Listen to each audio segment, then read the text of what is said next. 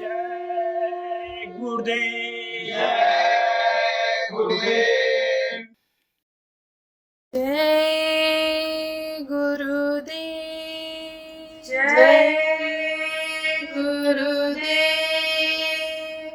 मन तो भजो गुरु का नाम, मन तू भजो गुरु का नाम, मन तू भजो गुरु का नाम, मन तू भजो गुरु का नाम। दया में हर से नर तन पाया, दया में हर से नर तन पाया, मत करना अभिमान, मत करना अभिमान। मन तू भजो गुरु का नाम, मन तू भजो गुरु का नाम। एक दिन खाली पड़ा रहेगा, एक दिन खाली पड़ा रहेगा, जाई बसे शमशान, जाई बसे शमशान। मन तू भजो गुरु का नाम, मन तू भजो गुरु का नाम। जो धन तुझको दिया गुरु ने, जो धन तुझको दिया गुरु ने, इससे कर कुछ काम, इससे कर कुछ काम। मन तू भजो गुरु का नाम, मन तू भजो गुरु का नाम। अंत समय यूं ही लौट जाएगा, अंत समय यूं ही लुट जाएगा, संग न जाए धाम, संग न जाई धाम। मन तू भजो गुरु का नाम, मन तू भजो गुरु का नाम। यह संसार रहने का सुपना, यह संसार रैन का सुपना, आए किया विश्राम, आए किया विश्राम। मन तू भजो गुरु का नाम, मन तू भजो गुरु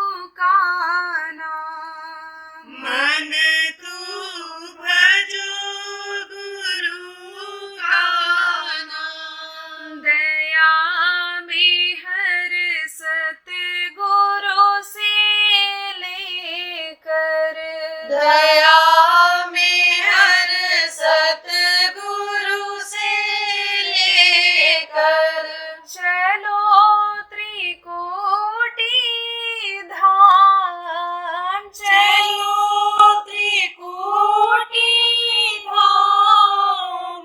मन तू भजो गुरु का नाम, मन तू भजो गुरु का नाम। काल करम से बंधन छूटे, काल करम से बंधन छूटे। मिले पुरुष सतनाम, मिले पुरुष सतनाम। मन तू भजो गुरु का नाम, मन तू भजो गुरु का नाम। मन तू भजो गुरु का नाम, मन तू भजो गुरु का नाम। जय गुरुदेव, जय गुरुदेव।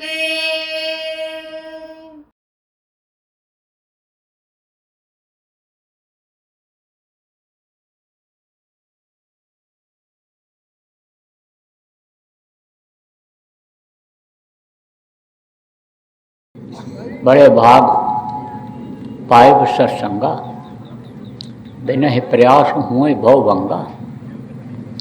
जब भाग उदय होता है, संस्कार जब जगते हैं, तब सत्संग मिलता है। और सत्संग से जब जानकारी होती है, तभी जीव भवसागर से पार हो पाता है। और नहीं तो इस भवसागर में, इस भवकूप में डूबता उतराता रहता है। जैसे कुएं के अंदर मेढक है, तो मेढक जो मेढकी होती है, बच्चा देती है, मेढक बनता है और उसी में मर जाता है, खत्म हो जाता है, उससे बाहर नहीं निकल पाता है। ऐसे ही यह दुनिया, संसार, यह भवकूप की तरह से है। इसी को भवसागर कहा गया। कूप में क्या होता है? कूप छोटा होता है और सागर बहुत बड़ा होता है। सागर का कोई और छोर नहीं होता है, गहराई भी बहुत होती है, लंबाई भी बहुत होती है।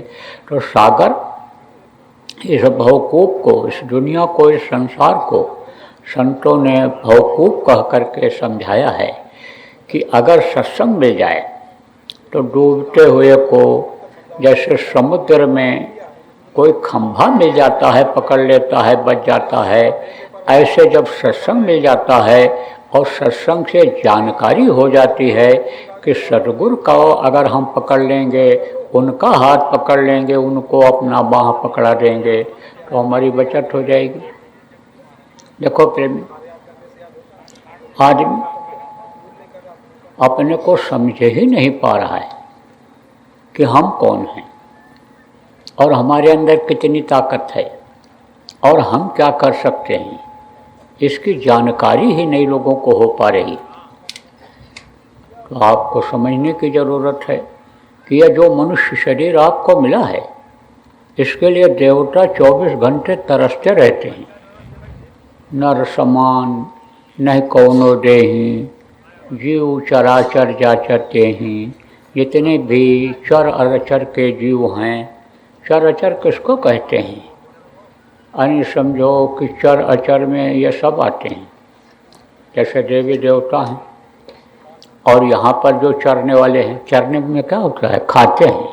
कहते हो कि गाय बैल चरा लाओ, यानी चारा खिलाओ इनको, जो चरते हैं। तो ज़मीन पर चलने वाले ये भी चरते हैं, खाते हैं। आसमान में उड़ने वाले वो भी खाते हैं, चरते हैं। और ज़मीन के नीचे रहने वाले कीड़े मकोड़े ये भी चरते हैं, ये भी खाते हैं। अब आप समझो कि चर और अचर के ये जितने भी हैं जो जानकार हैं, चाहे यहाँ जानकार हों थोड़ा बहुत और चाहे वहाँ के ऊपर के जानकार हों, वो सब इस मनुष्य शरीर को प्रभु से मांगते रहते हैं। जो सबका सिरजनहार है, जो सबका पिता है, उससे मांगते रहते हैं कि थोड़े समय के लिए भी हमको मिल जाता तो हम अपना काम बना लेते। अब आप ये सोचो कि देवता जिनको आप पेड़ में, पौधे में, पत्थर में खोजते हो कि भगवान मिल जाएं तो हम सुखी हो जाएंगे, हमारे धन पुत्र परिवार में बढ़ोतरी हो जाएगी, सुख शांति मिल जाएगी। वो देवता आप जैसे मनुष्य शरीर के लिए तरसते रहते हैं कि थोड़े समय के लिए मिल जाता, तो यह मनुष्य शरीर बेशकीमती है। बेशकीमती, बेशकीमती किसको कहते हैं? जिसकी कोई कीमत को लगा नहीं सकता है, जिसको मुसलमान फ़कीरों ने अशरफुल मखलूक़ात कहा, यानी समझो इसी को देव नारायणी शरीर कहा गया। देवता इसलिए तरसते हैं कि इस शरीर में देवी देवता तो मिलते ही हैं, देवलोकों का आनंद तो मिलता ही मिलता है, लेकिन वो प्रभु मिल जाता है जो उनके भी पिता और पिता पितामह का पिता है, जो सबका सिरजनहार है, वो मिल जाता है। इसलिए इस मनुष्य शरीर के को वो मांगते रहते हैं, तरसते रहते हैं। अब आप सोचो कि इतना सुंदर यानी अच्छा कीमती शरीर पा करके और आदमी दुखी हो तो उसका कारण क्या है? कारण यही है नहीं जानकारी की वजह से। देखो, जो काम आज इंसान कर रहा है, खाता है, कमाता है और बच्चा पैदा करता है, सोता है और दुनिया संसार से चला जाता है। जो काम पशु और पक्षी करते हैं, पशु और पक्षी भी चारा अपना खोजते हैं कि कहाँ पर है, और जहाँ पर देखते हैं कि यहाँ दाना हमको मिल जाएगा, उड़ करके पक्षी चले जाते हैं। जानवर को घर से खोलो तो देखेगा यहाँ हरी घास होगी, जहाँ खेत लगा होगा, फसल लगा होगा, भग करके वहाँ पहुँच जाएगा, खाएगा, गोबर करेगा, जब इच्छा होगी बच्चा पैदा कर देगा और मर जाएगा, दुनिया संसार से चला जाएगा। तो यही काम अगर आदमी भी करता रहा तो समझो कि इसी भवसागर में, इसी दुनिया में डूबता और उतराता रहेगा। डूबता और उतराना मतलब क्या है? कोई जैसे नदी में गिर जाता है, समुद्र में गिर जाता है तो नीचे जाता है और नीचे के बाद फिर ऊपर आता है और फिर नीचे जाता है। डूबना उतराना उसको कहते हैं। ऐसे देखो, बच्चा पैदा होता है और रोता हुआ पैदा होता है और नहीं सीख पाया अगर बच्चा कि किस तरह से रहा जाता है, किस तरह से खाया जाता है, वही बड़ा हुआ तौर तरीका नहीं सीख पाया, समझ नहीं पाया कि भाई भगवान क्या होते हैं, देवी देवता कौन होते हैं, माता पिता के प्रति हमारा क्या कर्तव्य है, जहाँ हम रहते हैं रिश्तेदार परिवार वालों के प्रति क्या फर्ज है, देश के प्रति क्या फर्ज है, तो वही समझो दुखी रहता है, वही समझो रोता हुआ ही रह जाता है। जिंदगी रोते रोते ख़त्म हो जाती है और हाथ कुछ नहीं आता, कुछ नहीं हाथ आता। जो चार पदार्थ कतल ताके, देखो बच्चा पैदा होता है तो कुछ लेकर आता है। अभी सुना आपने, क्या लेकर तो आया जग में? लेकर नहीं आता है। आँखों से देखने वाली कोई चीज़ लेकर नहीं आता है। और देखो मरते समय भी कुछ नहीं ले जाता है, यहीं छोड़ करके सब कुछ चला जाता है। कितना बढ़िया मकान बना ले, कितना रुपया पैसा इकट्ठा कर ले, कितना ज़मीन जायदाद बढ़ा ले, कितना पुत्र परिवार बढ़ा ले, कितने अच्छे घरों में रिश्तेदारियां लगा ले, लेकिन आखिरी वक्त पर कोई काम आता है? कुछ नहीं काम आता। आखिरी वक्त पर सब यहीं छूट जाता है। आखिरी वक्त पर तो आप ये समझ लो कि एक सुई भी नहीं ले जा सकता है। तो कहते ना कि नंगे पैदा हुए हो और नंगे करके भेज दिए जाओगे, न कुछ लेकर आए हो न कुछ लेकर जाओगे। लेकिन सच पूछो तो लेकर आए हो, सब कुछ लेकर आए हो। कहाँ से लेकर आए? माँ के पेट से ही लेकर आए। लेकिन कोई कोट के जेब में, पैंट के जेब में तो रख कर नहीं लाए, कोई अटैची बैग तो लेकर नहीं आए, मुट्ठी में लेकर आए। बच्चे की देखो मुट्ठी ऐसे बंधी हुई रहती है, उसमें लेकर के आए। 4 पदार्थ का चलता के अर्थ धर्म काम और मोक्ष सब लेकर के आए हो। अब ये समझ जाओ अर्थ का मतलब क्या होता है। बहुत से लोग लोभी लालची पैसा कमाने वाले लोग यही कहते हैं कि अर्थ का मतलब ये होता है कि धन कमाओ, अर्थ कमाओ। आप समझो, मार कर ले आओ, काट कर ले आओ, लूट कर ले आओ, ले आओ। अब उनको सत्संग नहीं मिला तो इस बात की जानकारी नहीं हो पाई कि मार करके लाओगे तो कोई मार कर ले जाएगा, लूट करके लाओगे तो लूट कर ले जाएगा, ठग करके लाओगे तो ठगी करके कोई बड़ा ठग मिल जाएगा, वो लेकर चला जाएगा। मिलेगा तुमको उतना ही जो तुम्हारे प्रारब्ध में है, जो तुम्हारे भाग्य में है वही तुमको मिलेगा। ये बताने वाला कोई नहीं मिला। अब वो तो ये सोचते हैं मैं जितना ही मेहनत करूँगा, मैं जितना ही तरीके से ला पाऊँगा वो मेरा होगा। लेकिन वो होता है, वो किसी का नहीं होता है। आपको समझने की ज़रूरत है कि प्रारब्ध होता है। प्रारब्ध किसको कहते हैं? पूर्व जन्मों के जो कर्म होते हैं उसके अनुसार प्रारब्ध बनता है। देखो, कोई बच्चा अमीर घर में जन्म ले लिया, कोई गरीब घर में जन्म लिया, कोई सेठ साहूकार के यहाँ पैदा हुआ, कोई राजा महाराजा के यहाँ पैदा हो गया, कोई किसान के यहाँ पैदा हुआ। तो जिसका जैसा प्रारब्ध होता है, दुनिया की वो चीज़ उसको उसके हिसाब से उसको मिलती है। एक थे ना महात्मा जी, तो घूमा करते थे। महात्माओं का काम क्या होता है? चलना फिरना, लोगों को समझाना बताना, उनके दुख को दूर करना, ये संतों का काम हुआ करता है। चलते रहते हैं। रमता योगी बहता पानी। योगी अगर एक जगह पर न रुके, चलता रहे तो उसमें दोष नहीं आता है, गंदगी नहीं आती है, विकार नहीं आता है। और पानी इसी तरह से अगर बहता रहे तो वो पानी, बहता हुआ पानी साफ रहता है। इकट्ठा हो जाता है पानी, गंदा हो जाता है, सड़न गलन बदबू उसमें पैदा हो जाती है। तो महात्मा चलते रहते थे। तो गए तो एक पेड़ के नीचे बैठ गए, वहीं फसल लगी हुई थी, खेत में लोग काम कर रहे थे अपने किसान लोग। तो महात्मा को देखा तो भाई पैर छुआ।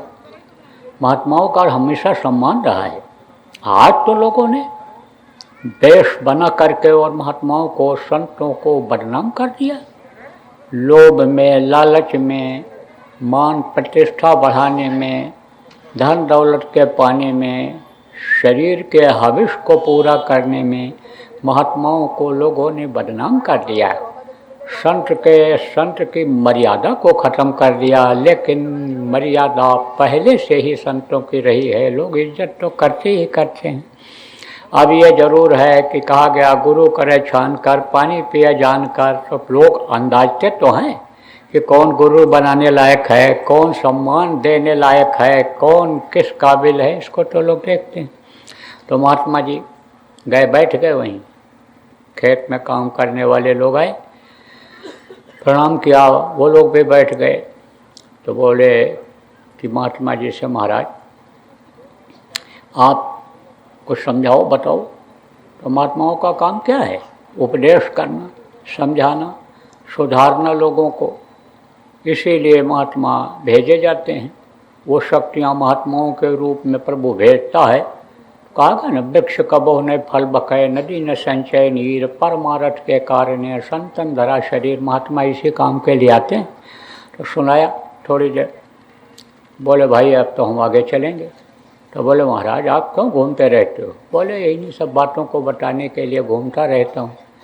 और प्रारब्ध वाली बात उन्होंने जब बताया कि प्रारब्ध पर विश्वास करना चाहिए, कर्म करना चाहिए, मेहनत करते रहना चाहिए, लेकिन फल की इच्छा न रखते हुए मेहनत करना चाहिए, प्रभु को बराबर याद करते रहना चाहिए, प्रभु को नहीं भूलना चाहिए जो सत्य है, जो सबका अनिपालक है, जो सबका समझो सृजनहार है, सबका रखवाली करने वाला है, सबका रक्षक है, उसको नहीं भूलना चाहिए।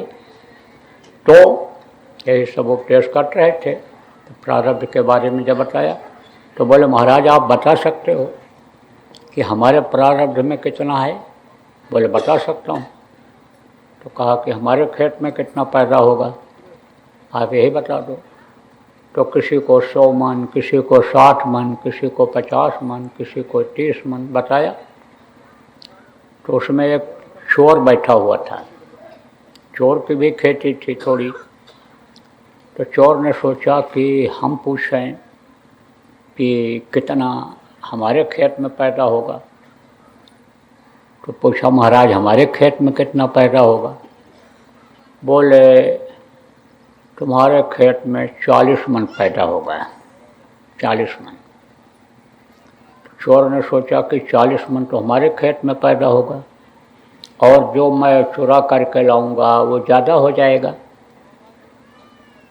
तो महात्मा जी से लोगों ने कहा महाराज जी ये हमको पता कब चलेगा? बोले बच्चा मैं फिर आऊँगा और तुम्हारा फसल जब तैयार हो जाएगा, जब तुम्हारे घर में अनाज आ जाएगा तब फिर मैं आऊँगा। अनाज सब लोग लेकर के आए, अपना अपना तौले। अब महात्मा जी की कदर बढ़ गई। महात्माओं को तो मालूम रहता है, हर व्यक्ति के बारे में मालूम रहता है, सब के बारे में मालूम रहता है। कुछ चीज़ें तुम किसी को बता देते हैं, किसी को नहीं भी बताते हैं। किसी कोई बात अगर किसी को बता दो खराब लग जाए तो वही दुश्मन हो जाता है, जान का दुश्मन हो जाता है।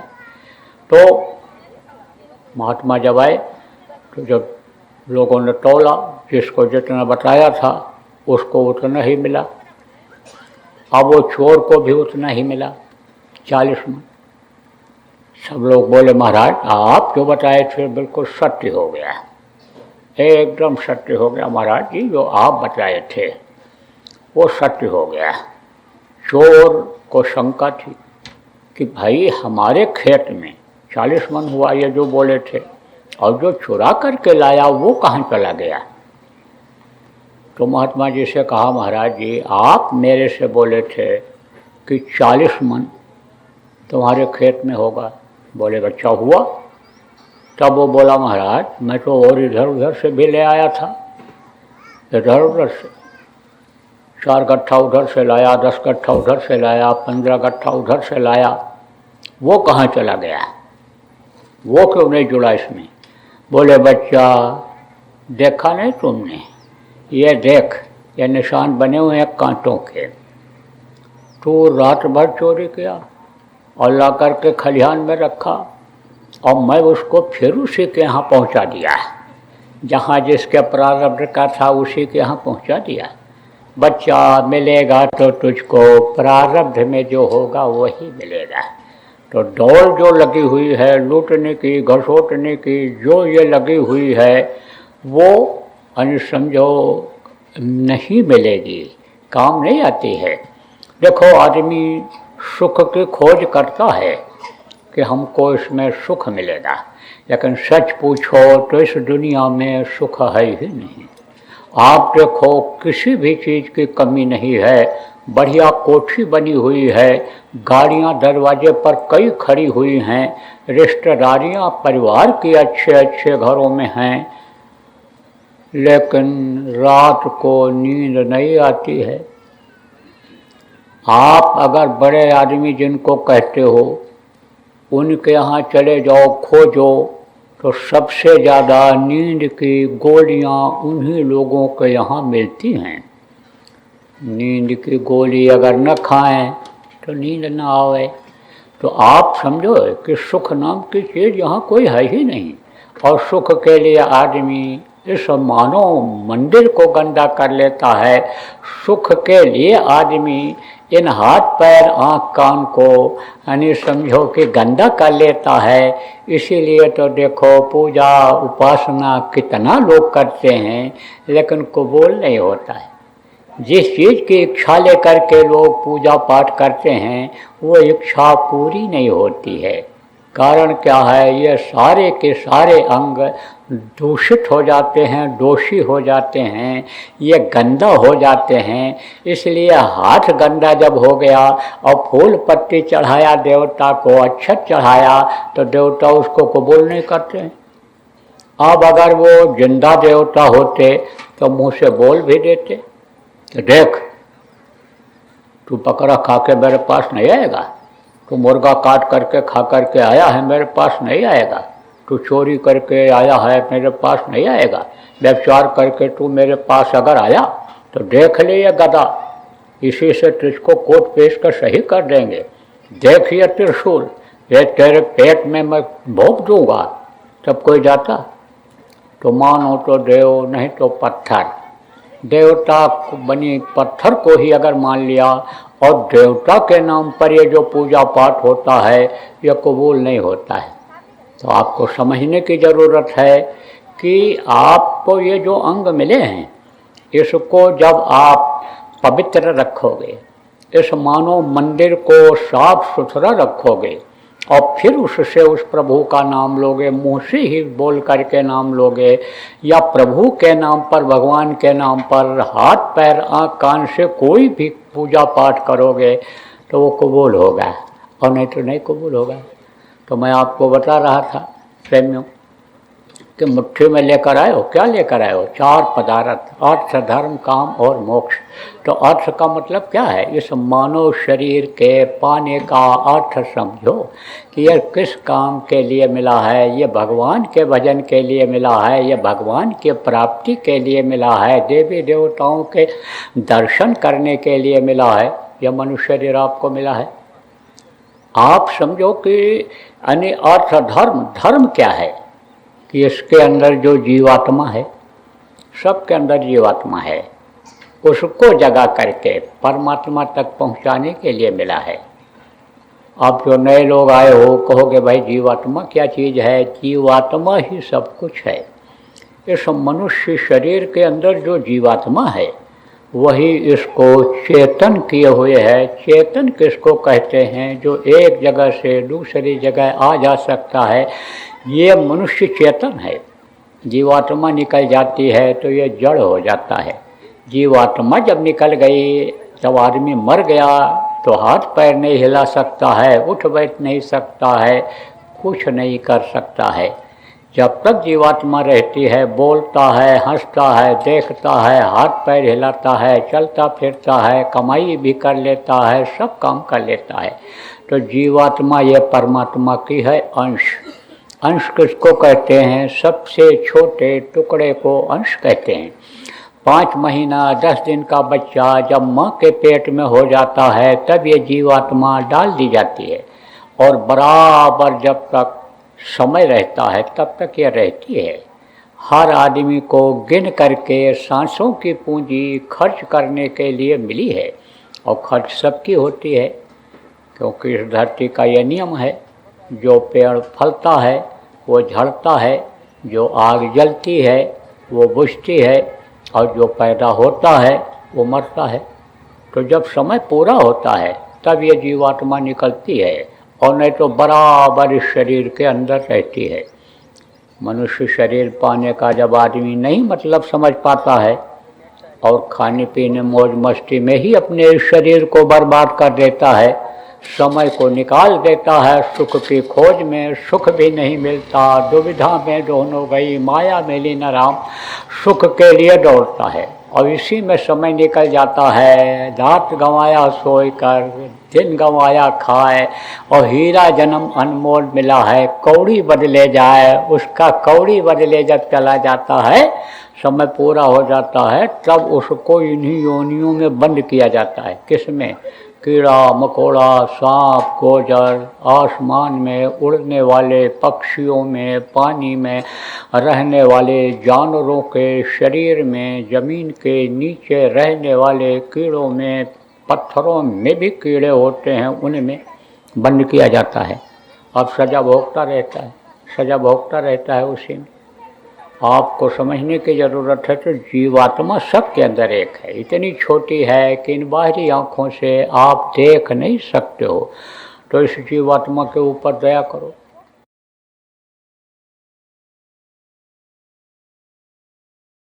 कहते हैं ना, तरुणाई अंगड़ाई लेती है जब, तब समझो इतिहास बदल जाता है। युवा में बहुत बड़ी शक्ति है, लेकिन हमको तो सबसे ज़्यादा चिंता इन युवाओं की है इस समय पर कि जो नशे की आदतों में फंसते चले जा रहे हैं, चरित्र को अपने गिराते चले जा रहे हैं। भारत जैसे चरित्रवान देश की गरिमा को ख़त्म करते चले जा रहे हैं। ये बड़े चिंता का विषय है। आज के बच्चों और बच्चियों का चरित्र का गिरना देश के भविष्य के लिए ये एक तरह से गलत संदेश है।